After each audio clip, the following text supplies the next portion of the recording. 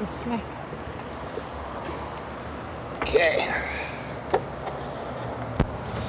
All right, we're here with Aunt Tessie in Long Beach Island on, what's today's date? The 30th. June 30th, 1991. We're going to be talking about the Arciprete family. When were you born? When was I born? Yeah. January 1920. 1920? Right. And you are the second child? No. Third? I am actually the fifth. No. Fifth? Yeah, my mother had 8 children. So and you're the fifth? Fifth. Margie's after me, and your father. And Angie is first? Yeah, well, we have one sister that died. Yeah. Angie, Tony. Joe. Ida, her name was Ida. And then me. And then you, and then Ernie? And then Bill. Right. Okay.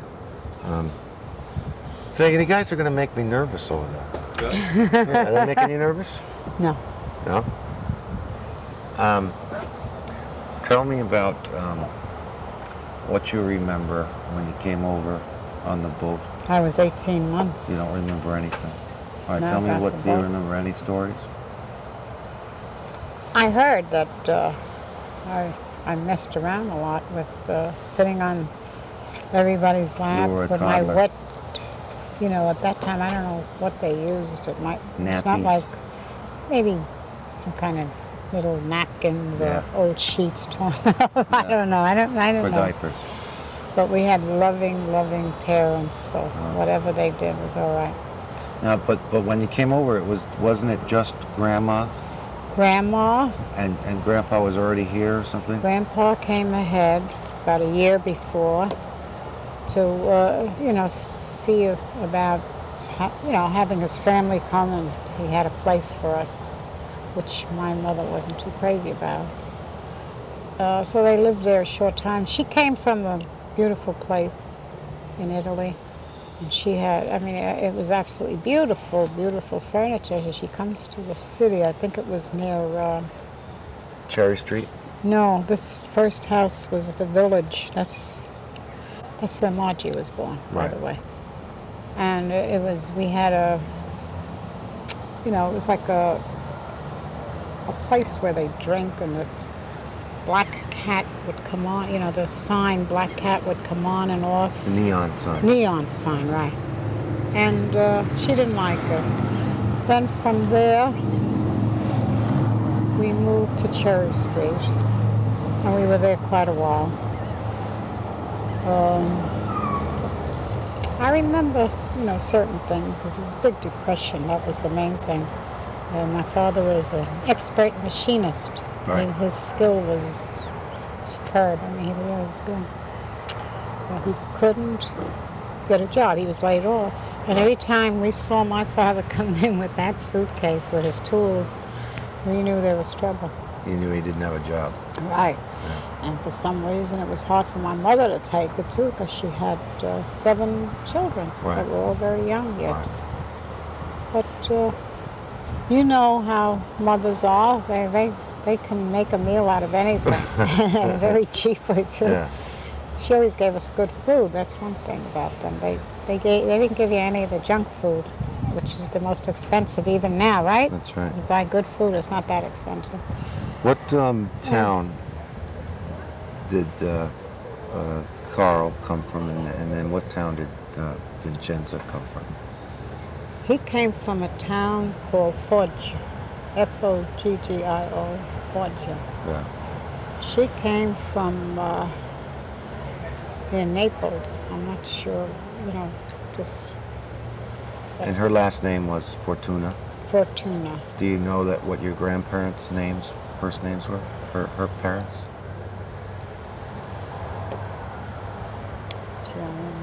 I really don't.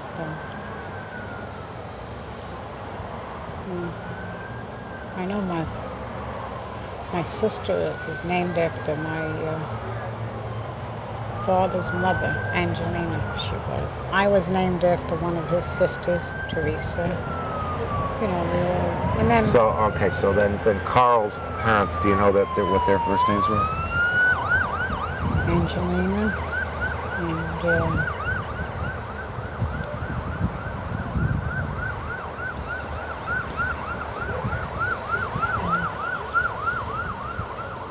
couldn't have been the same as,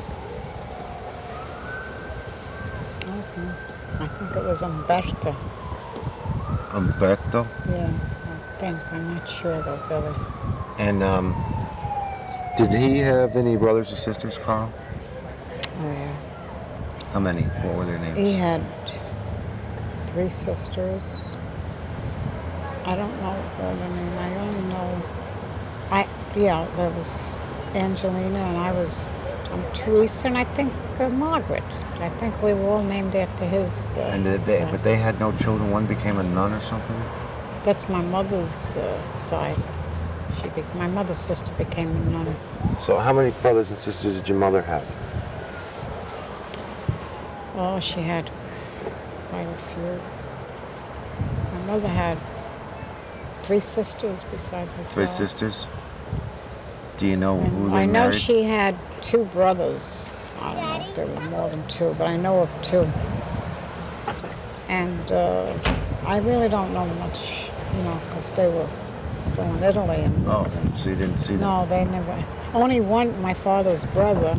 Your father's brother, what was his name? His name was like your father, Ernie. Ernesto. Yeah. And he can't, but he never married. But he married and never had children. He never had children. Right. He married a woman. Her name was Conchetta. And she kept very close to us after he died. He died young. He had an embolism. Right. Yeah, he died very fast. And he was an older brother or younger brother? He was older. Older? Yeah. Yeah. But at the time he was quite young. He was so different than my father. He was a big husky man. Yeah. Yeah. And that was quite a blow for my father because he was the only one that was here, with him. Right. And then having no children, she used to visit us often. My mother was nice to her. Yeah. And she also had a brother that never married. So they got together. And when my uncle first died, there was an old mother too. Conchetta had her mother and her brother living there. And they got along. It was hard. And we used to visit them. They lived in Astoria on Ditmars. But they died after that, one by one. And she was left alone. And I remember when she died, she was all alone in a room. We were the ones that really took care of her. Yeah. So now the ones in Italy, I'm not, I can't, I know my father used to always try to keep in touch with his family. He also used to, when he was better off, he used to send money whenever he could. They were close. And who were the people that lived in Westport? oh, that was my mother's side. Now that woman that lived in, her name was Marie Zarelli, the mother. Right. And he was Joseph Zarelli, the father. Right. Now Marie's mother and my mother were sisters. That's how the relation came. And they had a daughter, Louise, and another daughter, Angie. You know about Angie, don't you? And 3 boys. In fact, I spoke to one only a couple of weeks ago. He said he might come over. His name was Joey, we call him. Joey Zarelli? Joey Zarelli. And how old is he? Oh, Joey Zarelli, I guess now is like my brother Bill, maybe a little younger. Because Angie, the sister Angie, was born at the same time as Bill.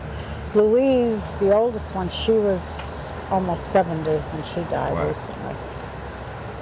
But then they have Louis, another brother. He's as old as, maybe older than your father. Mm-hmm. And then there's a Tony, a younger. He's a little younger. Did you used to go to Westport when you were a kid? Because I know my father did. We always did. Yeah. We used to go. Angie, we used to go a lot there. And you'd stay with the Zarellis? Right, we used to sleep there. They had a big, that was going to the country. Right, right. For us, Cherry Street. Yeah.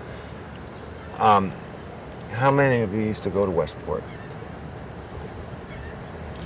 Well, when Joe was younger, we used to go along, Margie and me, and Tony and Joe were a little older, so yeah, they started to, but the younger ones, we went. And we used to, well, Angie always went. She was always there. She loved And every TV. summer you'd go for how long? A couple of weeks or the whole summer? Sometimes, yeah, we'd stay there. And my cousin Louise and I were the same age, so we had a lot of fun. Right. And one day, right after I moved there, we moved to Richmondville Avenue. There, you know lived that. in Westport? Yeah, we lived in Westport. You mean My grandma? uncle- Grandma lived in Westport? Yeah, my uncle told her that it was bad environment for the family. He said, "Why don't you,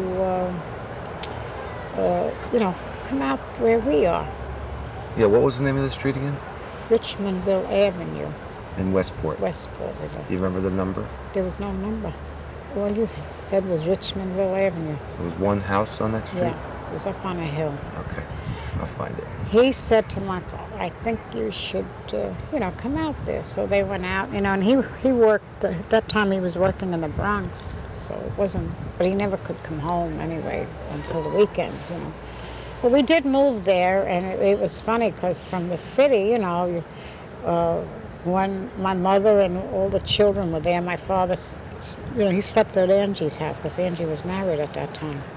She lived in an apartment building in Queens. So my father, she had a bed that opens up and kept him there. But we were all in Westport with my mother, and I'll never forget that first night, the crickets, and oh my God, we all jumped out of our beds and we went into my mother's bed. And then my brothers, they had shotguns and they used to go after the animals, Yeah, bring it was them really over. country then. Yeah, it was real country. Yeah. It was nice. We lived there a very short time because my mother didn't like the idea that my dad wasn't coming home. Okay. And it was hard on my sister too, Angie. So we left a beautiful place. Until today, I wonder how it would have been had we stayed there. It was beautiful, the house. I mean, at that time, we never had steam heat. This was the first time. You had steam heat. It was beautiful. The rooms were beautiful, and there were so many things that were left in that house. Beautiful dishes, and whoever had it just moved out. Then, we stayed. I roughly believe it was only at 8 months later. We moved. Do you have any idea what year that was? 1936. 36? Yeah, about 36. Then my mother told my sister that we wanted a place in Astoria, near her. She lived in Astoria. And even then, Astoria was kind of country. It wasn't bad. Sure, Right. Astoria was better than, she didn't want to go. It was like a town. We moved from Cherry Street to Connecticut. Right. Oh, God, you had to see the car Yeah. going to Connecticut. My brother Tony and they're laughing. They had mops. My sister's going to kill me for this. But it's the truth. And we laughed. We always had fun. And Tony driving the car out there and Joe. And we really had a lot of fun going back and forth with all the belongings. Just they didn't bother with a truck, whatever. Right. We had we had a piano. The one that you pump with the rolls. Player piano. Right. And we took that out there with us. And that's what we used to do. It was so quiet. We used to keep playing that, for But who noise. played the piano? Nobody. It was just with your pedal, and Oh, the, right. the Okay. Yeah. rolls Yes. going, Yes. It's player piano. Right. Well, then we had to move back. Angie had found a place near her. It was a private house too. It was nice, and it was a little run down, but my mother made it a nice home. No heat, but funny, we never had a cold. As soon as we got into, later on, but there we were all healthy. If I had a friend come over, because at that time I was about 16, and you start to have friends. Right. They come over, and one of them slept over. She's a Jewish girl, well kept. They have steam all their life. And she's getting a dress, and she's shaking. She said, "Why am I shaking?" I said, "Because my house is very cold.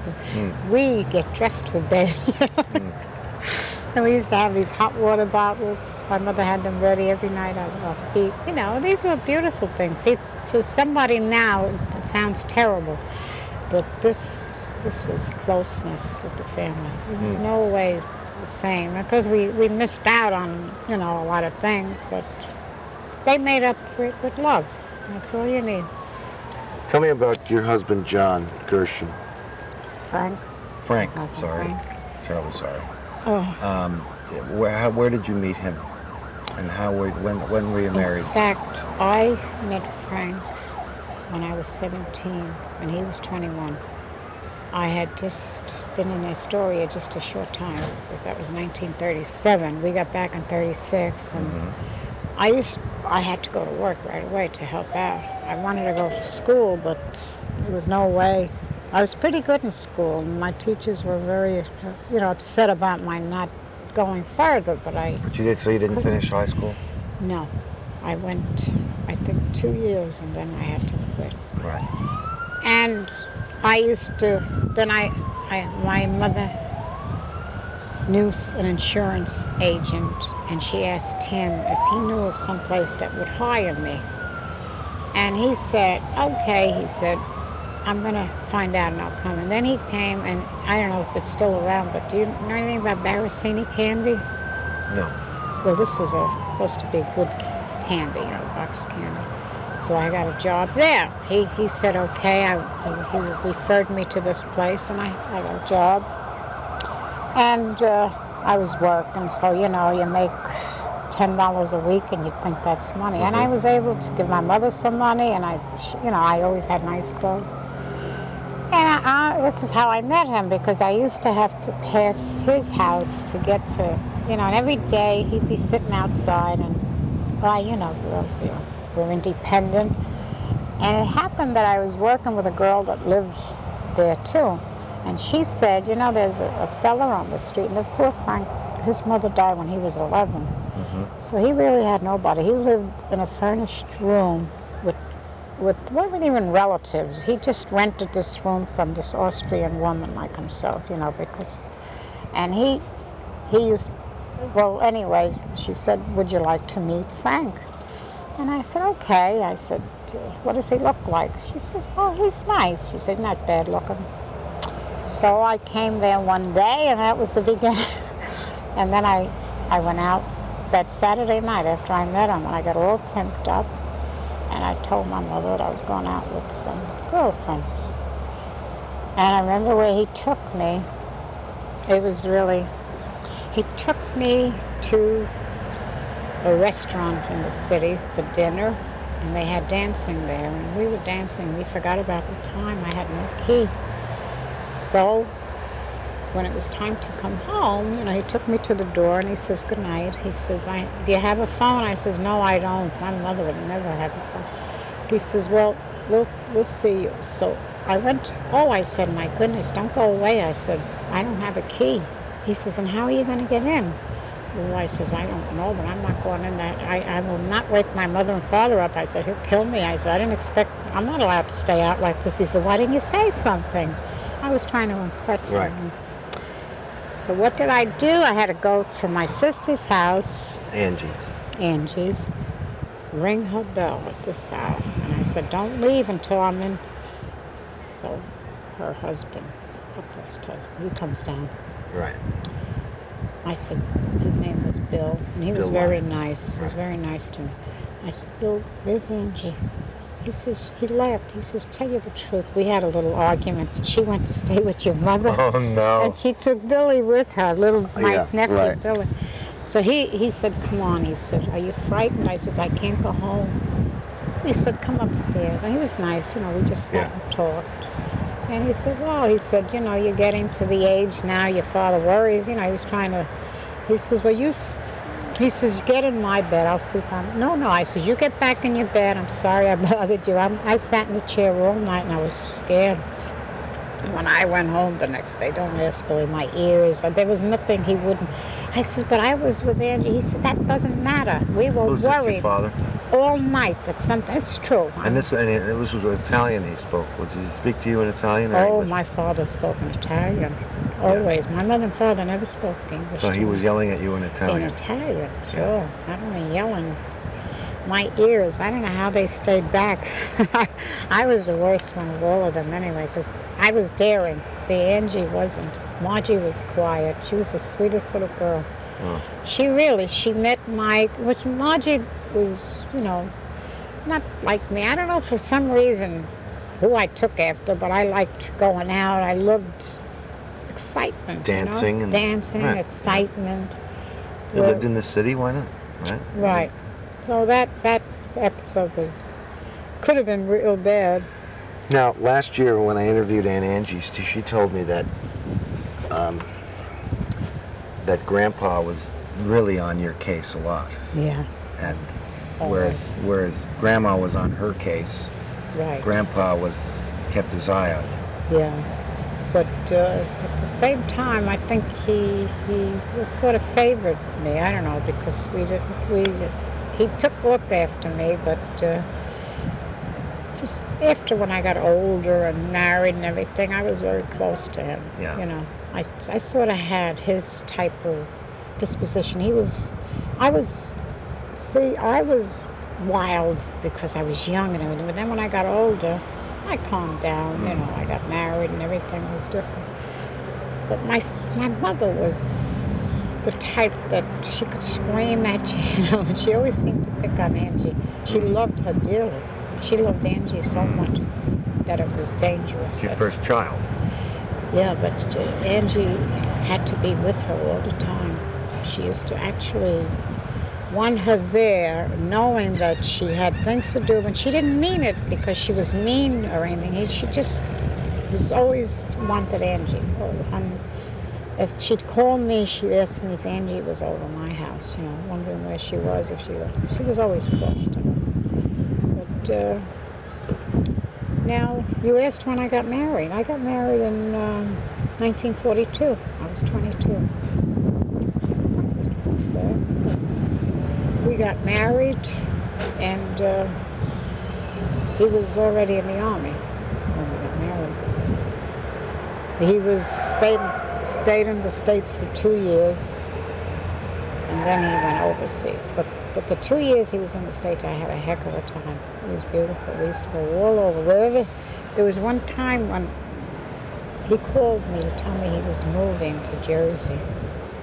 And he told me, and he said, please, I'm not supposed to tell you where. And he told me the name of the camp. I was there before they got there.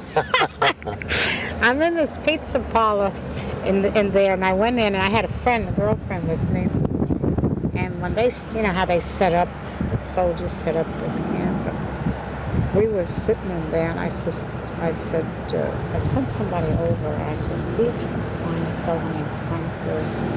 Tell him there's somebody that wants to see him at the pizza place. So he went over, and he come back. He said, he don't know anybody. He just got here. So then I came out. He said, I can't believe it. You're here already. He says, I'm not going to tell you anymore. I says, oh, no. I said, I just want to know how, where you'd be and everything. But then it continued. I went wherever he went, and then until he went overseas. And then, And then when he came back, you started your family. Not right away. No. No, it was bad times. Because, of course, he had to go back. And I don't know, they came back, but they weren't making much money, and I was working, and I continued to work. And that was, came back in 44. So, was it 40? 45? The war was over in 45. Yeah, something like that. And we didn't have John, my firstborn, until 48. And Fran, 1950, and Carl, 1955. That was time to quit. Just like your family and everybody's family. And now, how many grandchildren do you have? I have 5. And what are their names? I'll start with the oldest is Elena. She's 16. She was just sweet 16 in January. And her sister is Maria. She's 13, going on 14 soon. And then they have little Frank. He's 8. Then my son Carl has 2 little girls. His wife's name is Pat, but Patricia, and he has Tina and Lisa. 2 little girls are cute. And that's 5. Then with Jean's baby coming along, it'll be 6. That's right. That's yeah. nice. Yeah. Yeah. I love my grandchildren. They're nice to have. You spoil your grandchildren? Oh yeah. Can't help it. They do things that you just want to hug them all the time, you know. Tell me about your brother Joe. My brother Joe was 2 years older than I, and he was a heck of a guy. He was really always loved by men and anybody, his friends. He was a nice guy. He married Marie, and he married her in, see, Margie and I got married the same year, 1942. I was in September, she was November. But she had a child right away. Now, Johanna is 40. Oh, my God, she's going to kill me. She's in her 40s, okay? And little Johanna was born, and she was the cutest little thing. She was really cute. And Joe got married. Now, we got married in 42. Joe got married in February 43. The following year, early February. Married Marie. Her name was Marie Marcatanti. And they have 2 children. You know, Arlene and Carl Arciprete. He's out in Florida with his mother. Arlene works for the hotels. What the heck is it? Hyatt? No. Marriott. Marriott, yeah, you know that. Marriott Hotels. She's a beautiful girl. And Joe, he was the healthiest guy you want to meet. Well, just like Frank. We don't know what went wrong. They all died at around the same time. Didn't they, what was it, 1966 about? Frank died in Long Beach, Long Island, in 1966. He died while we had a day at the beach, just the way we do it here. He just got sick. But you see, the things we don't know, that at that time, nobody was ever examined like they do now. They don't go to doctors. They didn't know about cholesterol. They didn't know anything. And I believe that at one time there, he wanted to get a bigger insurance, you know, to have in case of, and they refused him because he had a little high blood pressure. And I told him, I said, why don't you go to a doctor? He worked for Con Edison. I'm surprised that they, you know. Well, anyway, he died of August of 1966. And Tony died September 1966 too, same year, about 6 weeks later, the end of September. Tell us about Tony. He was a comedian, born comedian. Yeah? Yeah, he was funny. Every time, and he used to like to tease my brother-in-law Charlie a lot. You know, they used to tease each other back and forth. Tony was something. I mean, every time he was around, it was always laughing, teasing. He married Ida. But she was a heck of a nice girl, too, Ida. They were very happy. They were very happy. Never heard of any arguments there. And they lived, where did they live? Brooklyn. Didn't they have a house? No. She lived in her mother's house. Her mother and father owned a Beach house? no, wait a minute. She lived in Brooklyn in 18th Avenue. I'm thinking of Margie, I'm sorry. No, Margie. 18th Avenue. And he remodeled a beautiful apartment. Tony remodeled it? Yeah. I mean, he had it remodeled, I should say, because he wasn't too handy. He wasn't? No, not like Joe and the rest of them. Ernie? Yeah. And he had just fixed everything, and it was so nice. And, we don't know what happened there. They played cards every Friday, and this one Friday night, Tony said, you know, maybe we're not gonna, I don't think I want to play cards tonight. He says, I think I'll go to bed because I'm tired. She says, oh, good, because I'll do all my house cleaning tonight, and then I'll be free tomorrow. Little did she know, when she went to bed, he was, I don't think he was gone yet or something, but it happened around 2 o'clock. What year was that? It was the same year as Frank, 1966. So the three of them died. Joe died in 69. Oh, okay. Joe died February 69. Now, was it Joe that couldn't hear well because of the bombs and the war? Yeah, and Joe got hurt, got his eye. He worked for the sanitation. He used to fix the trucks. He didn't work out on the garbage. He was like and what happened to his leg? It's cold. Anyway, he didn't have his goggles on. And he lost an eye because of that. It was terrible. I think he was so heartbroken about that. Because he used to, Tony, he was the kind of guy that would always fool around too. He never made anybody feel, well, look what happened to me. He'd kid about his one eye. And he, we didn't know. We found out that he wasn't feeling well either. He didn't want us to know. But he died suddenly too. It was a snowy night. I remember it was a snowstorm that year that was pretty bad. And he came home from work, had his dinner and everything, and he just sat in a chair and went. That was it. Marie sold the house after a while. She went to live in Florida. Right. Yeah, she's Fort Lauderdale. no, she's in Deerfield Beach. Oh, that's considered, yeah. Suburb. Well,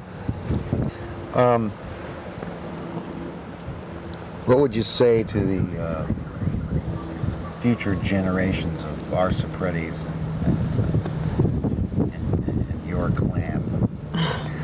I think they're delightful, and I think there'll always be an Arciprete around because they're just good people.